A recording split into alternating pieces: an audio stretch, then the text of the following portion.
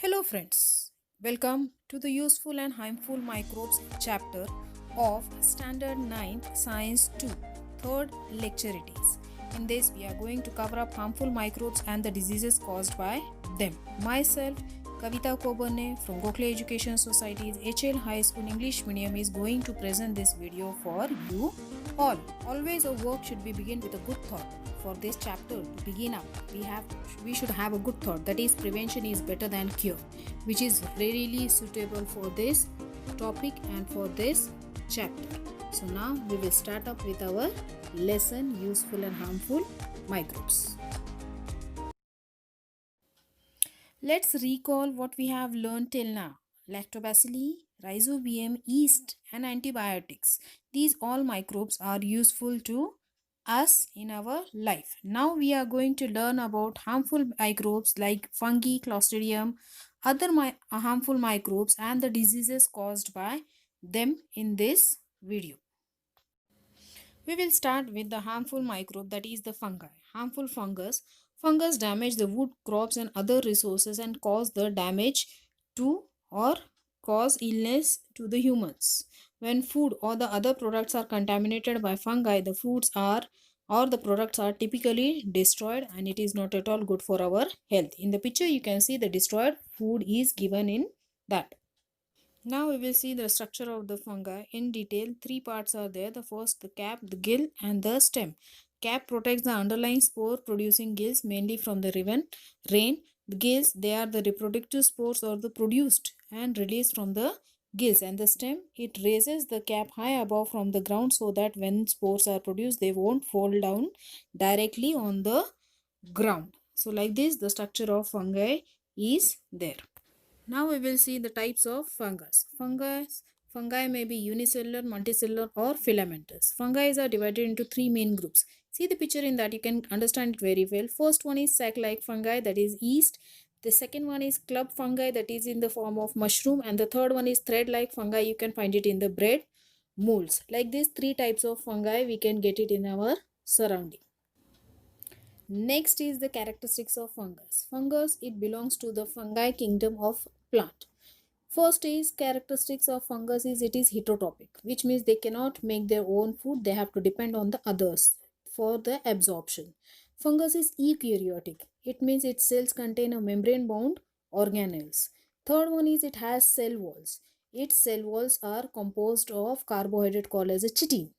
A molecule used to store energy in fungus is called as a glycogen. It is used to store energy in muscle and liver cell in animal, but plants have different storage molecule called as starch. Next is fungus is a chlorophyllous, which means it does not have the chlorophyll pigments to do the photosynthesis process as like the other plants do. That's why it doesn't have a green color. Now we will see how the fungi is harmful to humans. It can cause the diseases, maybe directly, maybe indirectly. It can cause disease in plants or animals that we rely on for food, cause rot or contamination of food, and destroy almost all types of manufactured products except the plastics and pesticides. Fungi are present in air. If there is sufficient moisture is available, then the spores germinate on cotton fabric, gunny bags, leather, wooden items, etc. The fungal hyphae penetrate deep into the material to obtain the nutrition and to reproduce. This causes the material to wear and become weak. As a result, gunny bags, leather items like shoes, purse, belts, etc., on which fungi have grown do not last long. Wooden items also get spoiled soon. Sometimes you must have saw the black powder or a white substance that is growing on the pickle or murabba when you open the jar after a long time. Actually what it is the fungi which is growing into that food items like the pickles and murabba, jam, sauces actually. They are using the nutrients from this food items only and they grow and reproduce very fast there. During this activity, the fungus release the mycotoxins, certain poisonous chemical into the food, and thus the food becomes poisonous. So the food on which the fungi have grown cannot be eaten after its growth in that food item. Sometimes Cases of food poisoning you must have heard during the community feast. How does this food get poisonous immediately or all of a sudden? Because of the bacteria present in that food are the clostridium, which are just producing some harmful chemicals, and because of that the person or the people those who are eating they get affected and they started vomiting, or death can be possible. Now, this Clostridium bacteria, they are rod-shaped and produce bottle-shaped endospores in adverse conditions. One special characteristics of this bacteria is that they cannot withstand with the normal oxygen level of the air because they grow in anaerobic conditions. Anaerobic conditions means the oxygen which is present in the food that is enough for the growth of this bacteria only. From outside, no supply of oxygen is required for the growth of this microorganisms or the Clostridium bacteria. In the given picture, you can see the four types of Clostridium species are given to you. Here, the four different species of Clostridium are given to you. First is the Clostridium titani. Second one is Clostridium perifingus.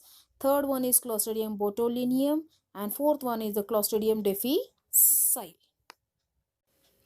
Do only Clostridium bacteria cause illness? No. Other microbes, just like the viruses, bacteria, protozoa, fungi, they are also responsible for different diseases that affect the human beings. In the following table, we are going to see the bacteria, viruses, protozoa and fungi. They are just affecting human beings and just producing the diseases in their body. In that, out of this microbes, viruses is the smallest one in size. The first disease we have to see is the AIDS. It is spread by the HIV virus, that is the pathogen. Now, mode of infection through blood and semen of infected person and milk of mother suffering from AIDS to the newborn baby. The preventive measure for it is that safe sexual contact, avoid reuse of the needles and the injections. This virus weakens our immunity system of our body, and because of we get some disease, and because of that disease only the death occurs in the human beings. The next disease is the hepatitis. It is spread by the virus microbes and it is transmitted because of the contaminated water and food. The preventive measure for this is to use clean and filtered water, and proper storage of food system has to be followed by everyone. Our next disease is influenza. It is spread by virus. It is transmitted through the contact with the infected person. So preventive measure is personal hygiene, and avoiding the contact with the infected person can just prevent you from this influenza. Next one is measles and chickenpox. It is a type of rash which is grow on our body. In measles, it is affecting our respiratory system. It is just caused by the virus. It can be affected by the contact with the infected person. The preventive measure for it is the vaccination, and uncontaminated food and water should be avoided. We have to use clean and covered food for our consumption. Next one is the bird flu and swine flu. It is caused by the virus and it is just spread by the contact with the infected birds and animals. The preventive measure for it is you have to maintain personal hygiene and you have to properly cook the meat for your eating purpose. Next disease is dengue. Proper pronunciation is dengue. Its pathogenic agent is virus and it is caused by the mosquito bite. Mosquitoes grow in a dirty surrounding. So preventive measure is you have to clean your surroundings very well. You have to prevent the stagnation of water in our surrounding, and there only the mosquito goes very fast. So it is always recommended in rainy season that if you have empty vessels or any of the containers in your surrounding, tire or something it is there where the water can accumulate, that has to be emptied. It has to be kept inverted and the sprays has to be sprayed in your surrounding to control the growth of mosquitoes. The next is pneumonia, which is affecting our respiratory system. Its pathogenic agent is bacteria and its mode of infection is the droplets present in the air of the infected person. So preventive measure is you have to get vaccinated, avoiding the contact with the infected person. Next one is the leprosy. It is a skin disease caused by the bacteria.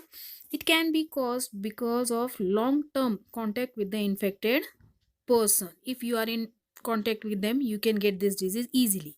So preventive measure is avoid contact with the infected person and their belongings, means clothes, utensils, etc. Next is cholera, which is spread by the bacteria, and its mode of infection is contaminated food and water. So it has to be in control by just following some of the preventive measures, like you have to drink safe and clean water. You have to just wash your hands with soap and water, cook your food with hygiene, get properly vaccinated. It is recommended when you are going for any of the pilgrimages, that time this vaccine has to be taken because the change of water will take place. And the last one is clean up your household and your kitchen properly. The next one is the malaria, which is known to everyone. It is quite a mosquito-borne disease just spread by the protozoa microbitis. This is because of the unclean surrounding. Mosquitoes grows very fast. The preventive measure is to clean your surrounding, avoid the stagnation of water and control the mosquitoes there. Here, it is given in this chart that the mosquito are the medium of spread. Here, they can cause the death also. It is just growing in the body, and because of that, the growth will be restricted. It has to be properly treated. It antibiotics, if it is taken properly, then it can just cure it in time. It can just affect our immune system, means we get anemic, we get weak. Okay, so proper treatment from the doctor we have to take it, and the hygiene we have to maintain in the house. We have to be just no, not to be in contact with the mosquitoes, so that we will not get the malaria. It is a mosquito borne disease. Next one is ringworm caused by the fungi. It can be spread by the contact with the infected persons or his or her belongings like the clothes, utensils, etc. It's like a patchwork in the body. It can grow any part of your body. So what the preventive measure is, you have to maintain the personal hygiene and avoid the contact with such infected person. Next is the dandruff. It is quite aware of this. Everyone knows the dandruff just cause in our head. That is a fungi-borne disease, and the if you are in contact with this infected persons or his belongings like towel, cloth, comb, then you may get this disease. So personal hygiene and avoid the contact with this person is a preventive measure. There are medicine for the treatment of these diseases. There are antibiotics which is available, that has to be taken under the concern of the doctors properly, not on your own. We have to take the medicine. Thank you friends for listening this chapter very carefully. Hope you must have understood all this very nicely. You all are requested to stay home and stay safe.